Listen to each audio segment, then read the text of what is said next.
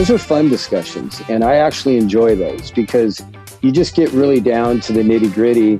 If you're having communication about an extension, they have a desire to do it. We obviously have a desire to do it, unless the player has just absolutely said, hey, I'm at the tail end of my contract. I would really like to explore free agency. I really don't have an appetite to get involved. Then you cut off those negotiations. But for the most part, they do have an appetite for it because that's one of the 29 other clubs that are going to be talking to you in free agency. But free agency, it's a whole different animal.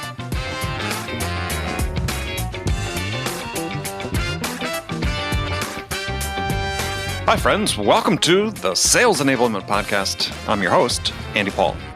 Now, that was Nez Balelo, and he's a Major League Baseball super agent, and he represents such players as Japanese phenom Shohei Ohtani, who plays for the LA Angels, Ryan Braun of the Milwaukee Brewers, and Adam Jones of the Arizona Diamondbacks, among many others. He's also the co-head of CAA's Sports Baseball Division. And he's joined me today on Sales Enablement, episode 797, to have a conversation about negotiation strategies. Now, as you can imagine, over a career negotiating contracts are some of the biggest stars in baseball, Nez has learned a thing or two about how to connect with people on the other side of the table to get a deal done. So we're going to talk about how to set the stage for negotiations and the role of personal influence in coming to an agreement. We'll dive into the 4 common misconceptions about negotiations that trip up many sellers, and we'll dig into Nez's 4 key negotiating strategies that he uses to negotiate multi-million-dollar deals for his clients. So all of that and much, much more. But before we get to Nez, I want to remind you to subscribe to this podcast wherever you listen to it. And if you subscribe, we'd certainly appreciate it if you could give us your feedback about how we're doing in the form of a review. So thank you for that. And if you haven't already connected with me on LinkedIn, go to linkedin.com/in/real_Andy_Paul. That's right, real Andy Paul. All right, let's jump into it. Nez, welcome to the show. Thank you. Thanks for having me, Andy. I appreciate it. So how's the whole COVID shutdown been for you? Oh, it's been interesting, to say the least. Haven't been back to the office since probably late February because I was traveling for spring training. And, so I've been working out of the house ever since. Yeah, I imagine that suddenly your business got a lot more complicated. No question about it. We've learned to work remotely. The whole staff has as well. We do a lot of Zoom and a lot of WebEx. So we're communicating probably better than maybe we did even before. Well, so a question for you though, because I mean, I would imagine part of your job is you represent baseball players. Is that I imagine you go to a lot of games. You want to go to the games your clients are playing at, and so you get. I don't know. I'm basing this all on Jerry Maguire, by the way. Is that you want to spend time with them?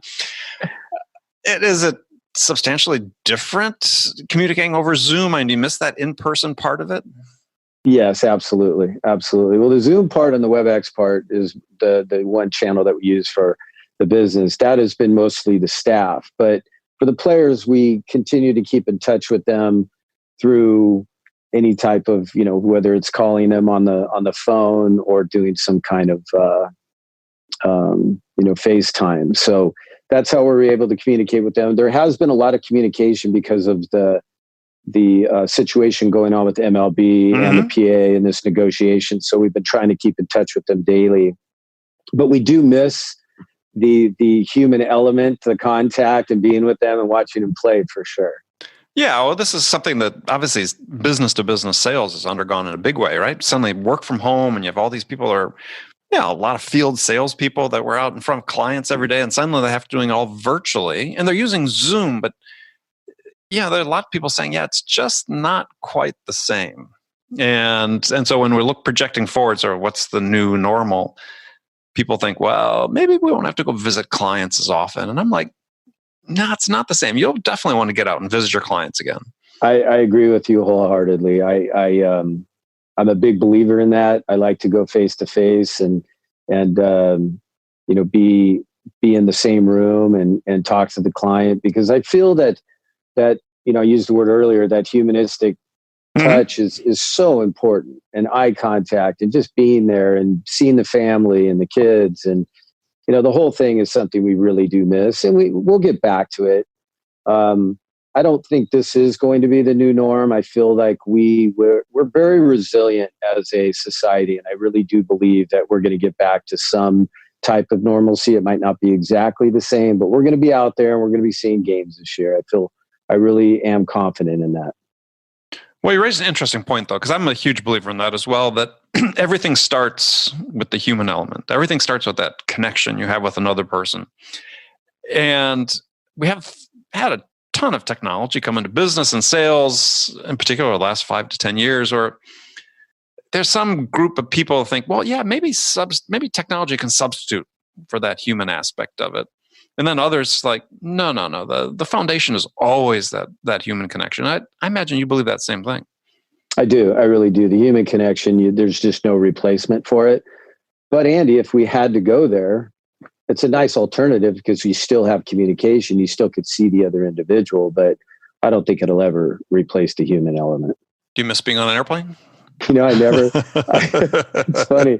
I was talking to some of my colleagues. I go, I just, something about being on a plane that I never thought I would ever say this, but I actually do miss it because it's a time for me to detox and read a little bit and get caught up on certain contracts and certain things. And I miss that time of peace, we'll call it. Right. And I just don't get it anymore. So yes, I never thought I would ever say it, but yes, I do miss traveling. And I'm the same way. I mean, for the last 10 years, I've been back and forth between the coasts because split time between Manhattan and San Diego. So maybe once, twice a month.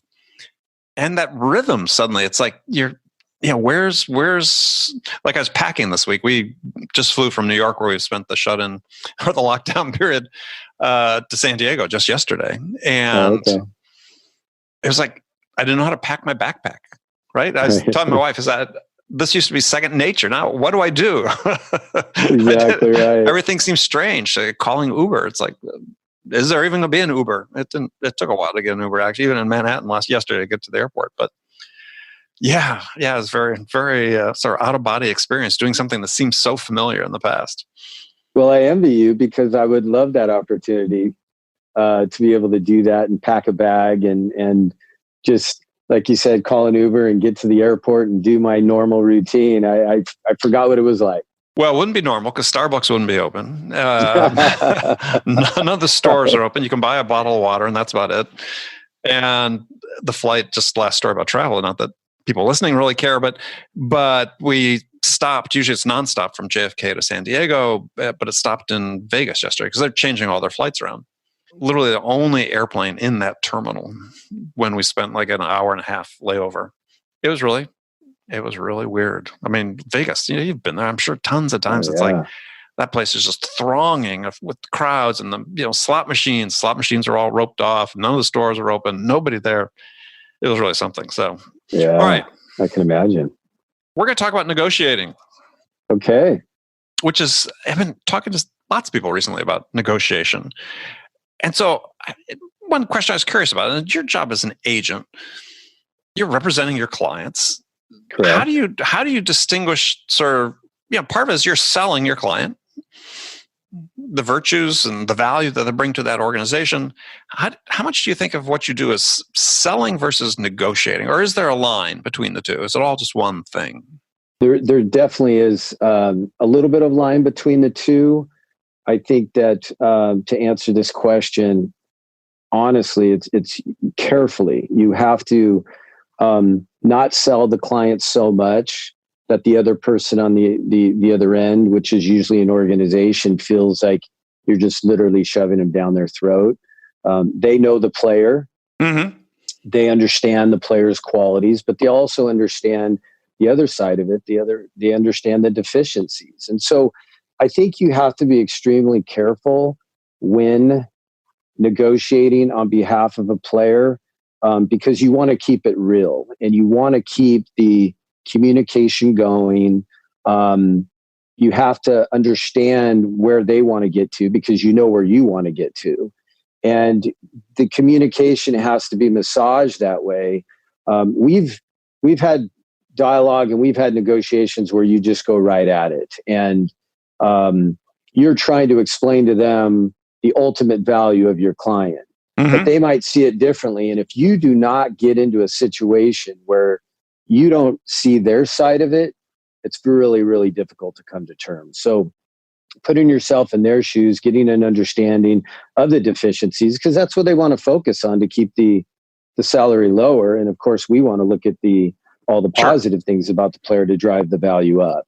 So just getting on that level, that same level, I think makes a difference. Well, it's such an interesting situation because, to your point you made before, is because I'm trying to draw comparisons with selling a business product or service. Is one of the big changes, obviously, has been in the last 10, 15, 20 years with the internet, is that your customers have more information about the product you're selling. Right. But in your case with the player, it's like everything's out there, right? I mean, all the statistical analysis, their performance down to the examine 26 ways to Sunday, their personal life, the social. It's like, well, God, when they know so much about your product, how do you put together that value proposition for this player, right? I mean, I know sometimes they've got missing pieces that they're trying to fill, right. But how do you come up with something that says, they really hadn't thought about this, right? I mean, because you're trying to anticipate what they're going to say. Well, that's the creative part of it. And the game is evolving as we speak. Back in the day when we negotiated contracts, it was different.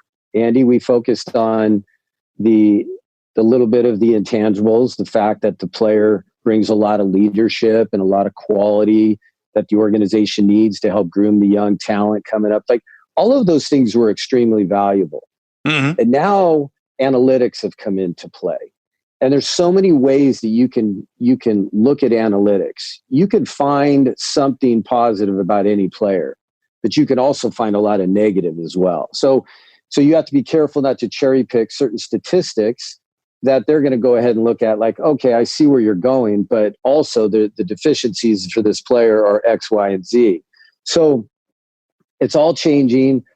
But what's interesting, the point that you brought up about trying to find a niche and trying to find an avenue to go down that maybe nobody has done before, it takes a lot of work, strategy, and talking to a great team of people that we have and that I have working for me. And you have to get creative. And we constantly are trying to think ahead and constantly trying to figure out ways to allow an organization that we're dealing with on a particular player to understand their value. And we've had success with it. Sometimes we don't have success, but constantly looking at different ways to make them understand that this player is valuable to their organization. So what are some of the ways that you do that? I mean, other than just a PowerPoint presentation, I mean, what are the vehicles you guys use? Well, throughout the years, it depends on the player. Mm-hmm.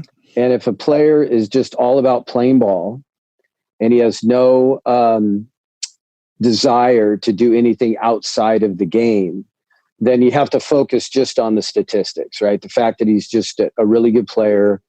He's going to continue to evolve as a good player, and we see a nice projection for him.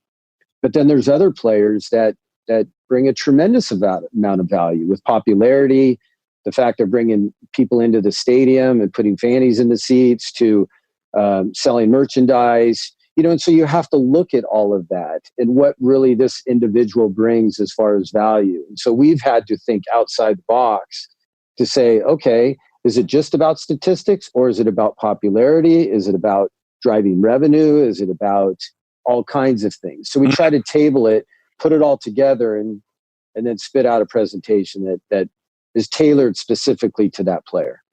So just sort of responding to one of your comments, is one of your jobs then with some clients is to say, hey, dude, you need to get out there, right? I mean, you need to be working in the community. You need to do these things that are going to help, sell more shirts, or whatever the revenue sources that you can work with. Are they open to that? They are if you explain it the right way. But again, you don't want to force a client to do something they're not comfortable with. Yeah.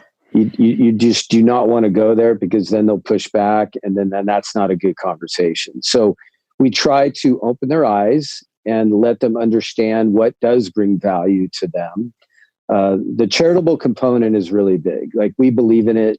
I would say most, if not all of our clients are involved in some type of charitable component.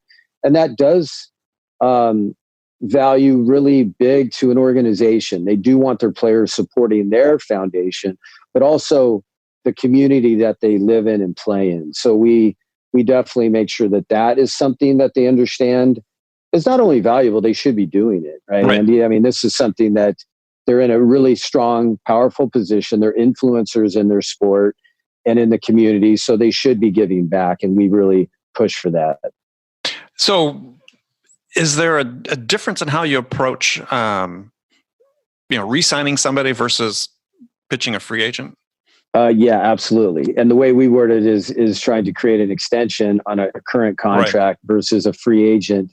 It's a completely different look, because the discussion on an extension is just with one club. And you're talking to that one particular team about the value of the player that they already have under contract. Those are fun discussions, and I actually enjoy those because you just get really down to the nitty-gritty. They have a desire. If you're having communication about an extension, they have a desire to do it. We obviously have a desire to do it, unless the player has just absolutely said, hey, I'm at the tail end of my contract. I would really like to explore free agency. I really don't have an appetite to get involved. Then you cut off those negotiations. But for the most part, they do have an appetite for it, because that's one of the 29 other clubs that are going to be talking to you in free agency. But free agency, it's a whole different animal, because you have access to all of the organizations, and they all show their interest, and then you kind of narrow it down. And then if you do have a choice, then the player will then look at the opportunity for his family. Is this the right community? Is this the right place for my kids to go to school? Is this the right place to live? There's a lot of factors that come in on a decision when it comes to a free agent. So some of them have choices. Some of them it's just narrowed down to one club, and it is what it is, and they have to take it if they want to continue to play. And I was wondering, how much of your time do you spend, sort of on average, is dealing with club executives where you don't have players? So sort of future relationships. I mean, how much time do you spend cultivating that? Because this is really relevant to sales, because a lot of times sellers, if they talk to somebody and they're not a prospect right now, they don't do a very good job of continuing to nurture that relationship for what could be coming out of the future. We're constantly networking. And the beauty of being in the business, as long as I've been in the business for 35 years, is you cultivate these really strong relationships with all the personnel and organizations. The game is a little different now than it was before. It seemed like players were a little more loyal and they stayed with the team that drafted them. Mm-hmm.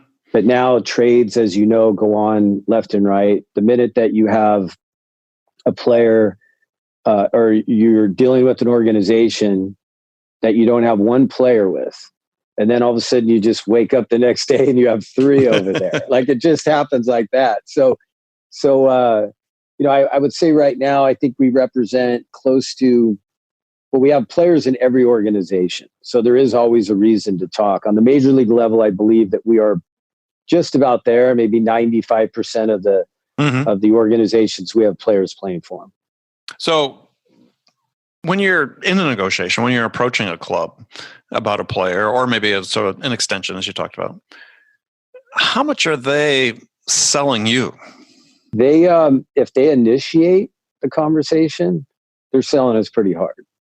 And they're basically telling us that they have a strong desire to sign our player, and they would really like to engage in a conversation. We run it by the player, make sure that he's fully aboard, and we would like to sit down and have a discussion. Those are great conversations, and those are great calls. Mm-hmm. But it doesn't always work that way. There's many times where a player will come to us, or we're having dinner with a player and he says, hey, listen, I love it here. I love everything about it. I love the staff. I love the city. I love the foundation and the work that my wife and family are doing. Like, I want to be here for a long time. So, okay, well, would you like us to approach your organization? I really would. And so then it's up to us to then initiate that conversation carefully. because you don't want to sound like you're desperate. And, you're just, hey, we want to get this done. We want to be here for a long time. And if you show that anxiousness, I guess you could call it, then they start going, okay, yeah, sure, we would love to engage. And then you're just starting to shave off years and starting to shave off money. So we're very careful of how we approach it. Well, so how did you learn how to negotiate? Because, we've been sharing information and I think your belief is very sort of mirrors, Dan Pink wrote this book called To Sell Is Human, where, surveys show that fully 3/4 of white collar workers believe that influence is part of their job, influencing others, right. which is a form of negotiation. And I think you use a 2/3 figure that people in their jobs involved in negotiation. And you made a point which is absolutely true, is no one's ever trained how to do it or not trained well. Right. So how did you learn? Well, I've been asked this question many times, Andy, and I have to tell you that I got to tell you a quick story. I'm 13 years old. I'm fishing with my father, and so your father was a commercial fisherman. Commercial fisherman. And yes. What did he fish for? Tuna. So he's a tuna fisherman. So I go and meet my father in Africa, where the boat is, and I'm in a port called Abidjan, and we're in Abidjan here, and it's the Congo region. And so we pull up to the dock, and I'm 13 years old, and I see these people on the dock, and they're selling wood carvings. They're selling these great boxes. They're selling these masks, like really neat things. And I'm thinking, gosh, I would love one of those. So I don't have any money in my pocket. So I go onto the dock and I'm talking to them, and one thing leads to another. I'm back on the boat, grabbing some stuff, a shirt that says California, some ivory soap that I had, just anything that would show any value. And so I bartered my way into this, grabbing items that I brought home and I still have today. And so my dad says to me, "Oh, I see it coming. Oh, you got that entrepreneurial mind. You're going to be a negotiator. I can already see it." So I go back to my roots that I think it started in, but I really do believe that it was just in me. And I love to have dialogue. I love to embrace conversation. And we've used the word before earlier, and I'll continue to use it, that humanistic feel and touch when it comes to negotiating and just creating dialogue in a relationship and keeping it real and humbled, I think is the key. And I think it's just my nature. It's in my DNA that I've always had it. And that is now starting to come out. And it does take a lot of trial and error. It's not like in the beginning of my career, I was just sticking all these great negotiations and things were working out wonderfully. But you just learn as you go, and it is a lot of trial and error. And I've been able to really document in my mind the things that work and the things that don't. And I think it's made a difference. Did you have a particular mentor? My father was an amazing man. He was uneducated. He came over from the old country, the Madeira Islands in Portugal, but he was just so full of wisdom. But the thing that I learned from him was lead by example, but he did it in a very humbled way. And I saw that he was able to get results through this.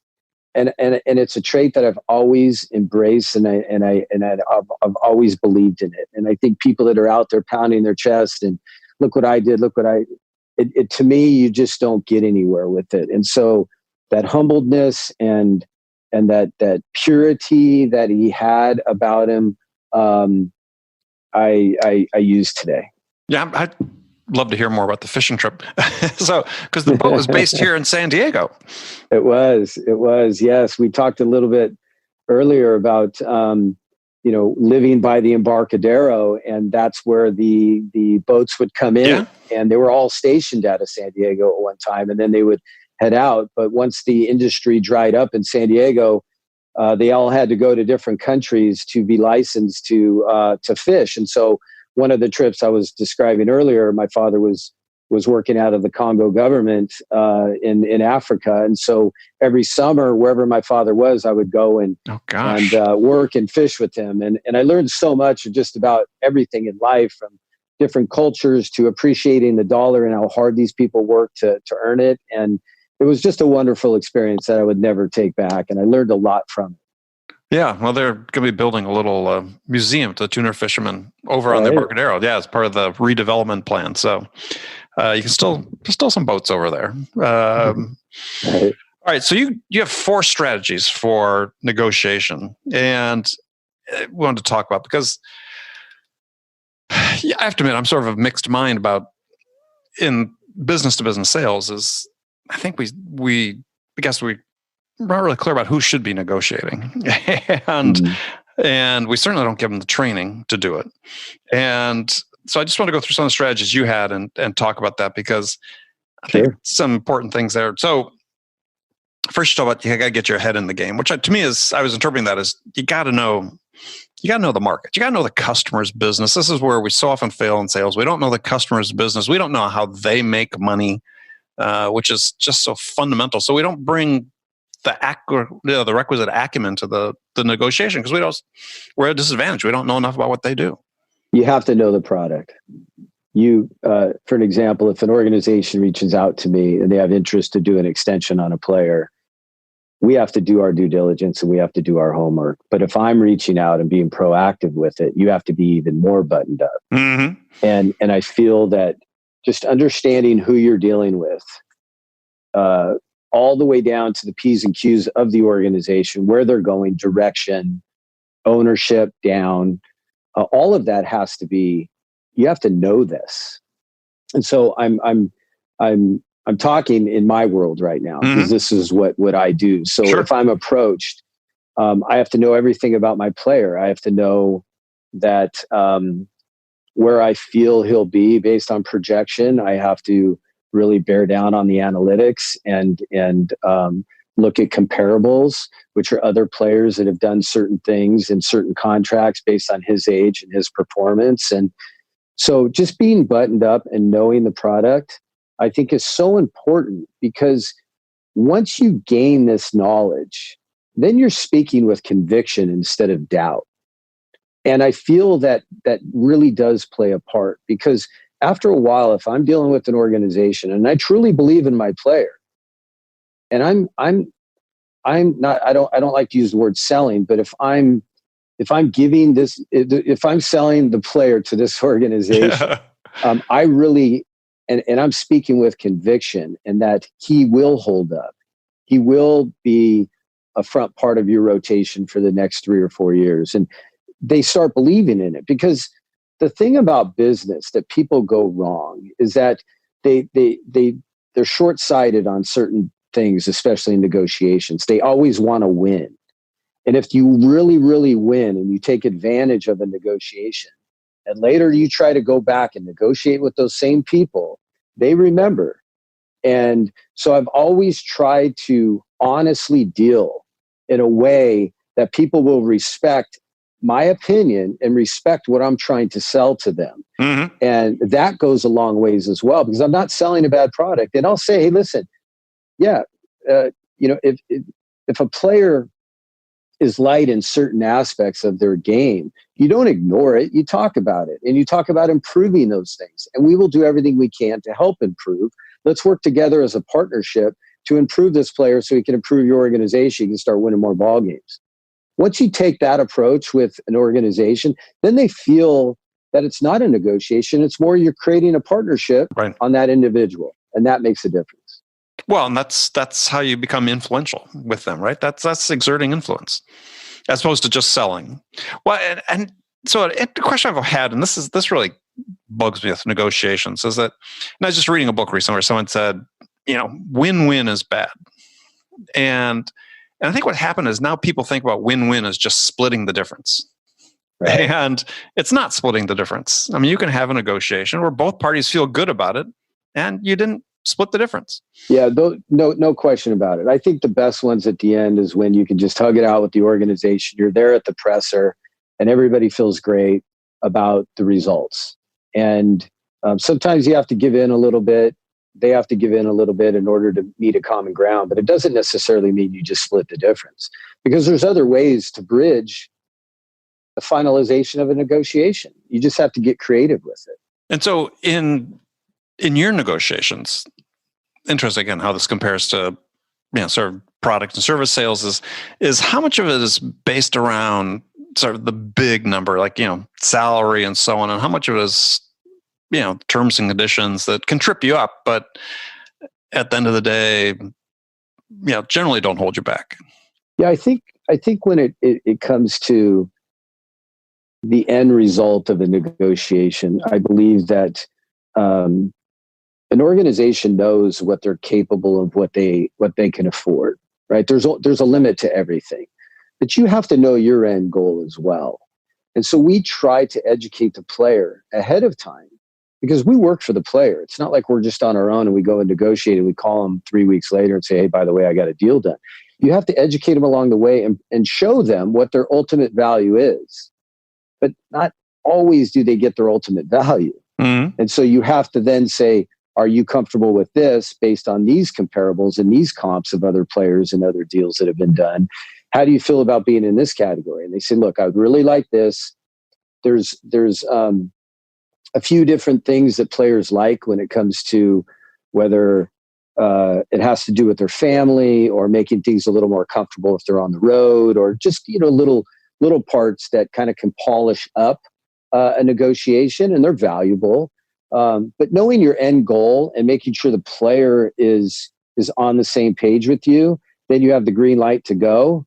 Those are the best ones. Do you find sometimes those I'll call them ancillary, but things that are still important, but taking care of the family, things relating to perhaps working with the foundation of the organization, or the things I call sort of the non-monetary, can those sometimes mean the difference between signing or not? Yep, Andy, you'd be surprised how many people value those smaller, we'll call it little intangible things. They really do. A family is very, very important to the players. Very, very important. And so if it means that we're trying to create an upgrade for the area where the kids can play during the game, mm-hmm. or the family room, or what it means to travel on the road and have your family accompany you, and making sure that when you get to that city that things are taken care of. So there are those little ancillary things that you mentioned that are very, very important to the player. And it does create the bridge. Right. And that could be the difference. If you didn't quite get to where you want to be, well, if you get X, Y, and Z, let's do the deal. Yeah, I mean, it's true in that's at B2B sales as well. Is that there's a category of things we call tiebreakers or tie-breaking that are the intangible. It could be, we'll extend your warranty for a year. I mean, products are reliable, nothing breaks anyway. I mean, things you can give that have value to someone else that aren't, let's give an extra 10% off the price, right? Which is the default way that most people go, let me discount it more. It's like, you don't have to discount it. There's other things that can make a big difference. So absolutely. You talk about sort of red flag. That was interesting because I wasn't really clear. You talk about beware of condescending remarks and body language. I presume you're talking about coming from the person you're negotiating with. Right. And so what do you encounter with that? I just feel that when you do encounter that, I think it's a form of disrespect. And I've never disrespected anybody in a negotiation. If anybody hears this podcast, and if I did, please call me, because I don't feel I ever have. But I feel that in any type of negotiation or any discussion or any conversation you're having with somebody, I just feel that you need to be respectful, and you shouldn't be condescending, and you shouldn't create bad body language, because I think it just takes the whole conversation south in a bad way. And it's never fun dealing with people that are just one-sided and they look and view only things the way that they want to view. Mm-hmm. And there's certain aspects of our business that we have to get into. And one of them is what we call O through threes and then arbitration eligible players. And so when players become arbitration eligible, this is a negotiation between you and the organization, and they try to look at all the deficiencies that the player lacks, and we always try to focus on all the strength, and then you come to some type of happy medium. trying to avoid going to arbitration.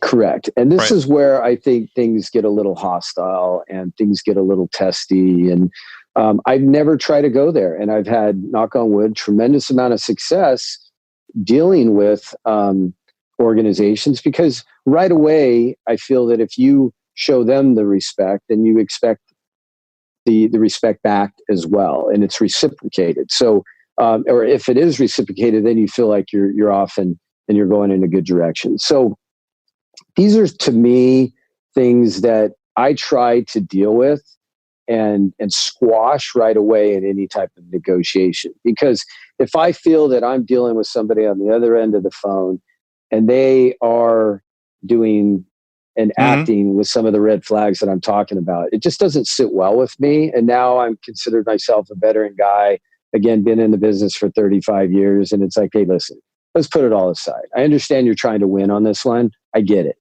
Okay. But you're never going to just completely win, because if you do, we have an alternate venue we could go to, and it's called arbitration. And we literally allow 3 people in a panel to hash it out, and we go. And we never want to do that.